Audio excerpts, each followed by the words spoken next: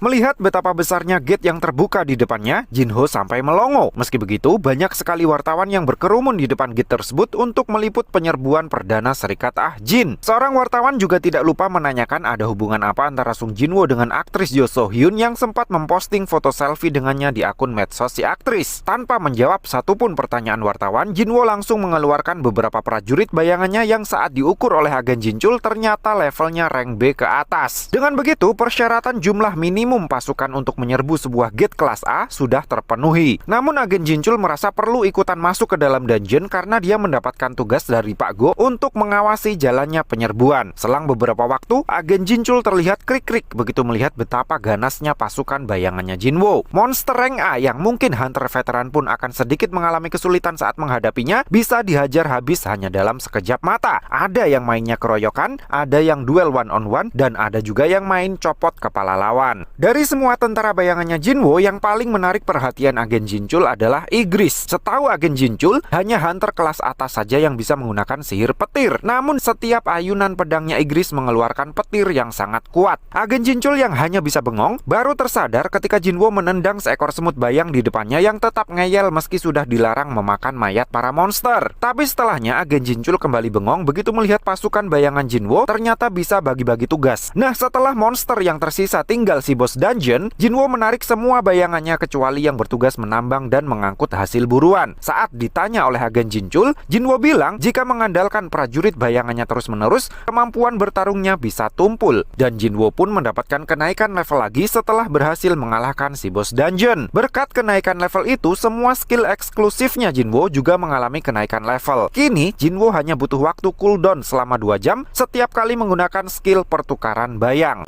Agen Jinchul jelas terkejut. Sisik naga yang terkenal sangat kuat sebagai bahan untuk membuat perisai nyatanya bisa dihancurkan dengan mudah oleh Jinwo hanya dengan 2 bilah pisaunya. Setelah itu matanya jadi semakin melongo begitu melihat Jinwo membangkitkan jiwa si bos dungeon untuk dijadikan sebagai tentara bayangannya yang baru yang kemudian diberi nama Jima. Karena si bos dungeon sudah kalah, dungeon akan segera tertutup dalam 1 jam. Di luar dungeon, para wartawan yang masih setia memburu berita terlihat shock begitu melihat bayangan besar muncul dari balik gerbang. Namun begitu yang keluar ternyata adalah Tusk yang membopong mayat si bos dungeon, semuanya tampak terkejut. Siapa sangka gate kelas A bisa diselesaikan secepat itu. Sementara agen Jinchul terlihat pucat pasi seolah baru menyaksikan pembantaian massal. Dan memang seperti itulah yang dia laporkan kepada Pak Go. Pak Go sendiri kemudian merasa bersalah sudah menyebut Jinwo sebagai one man raid karena sejatinya lebih layak disebut sebagai one man guild. Di saat yang sama, sebuah gate berukuran raksasa muncul di langit Shinjuku, Jepang.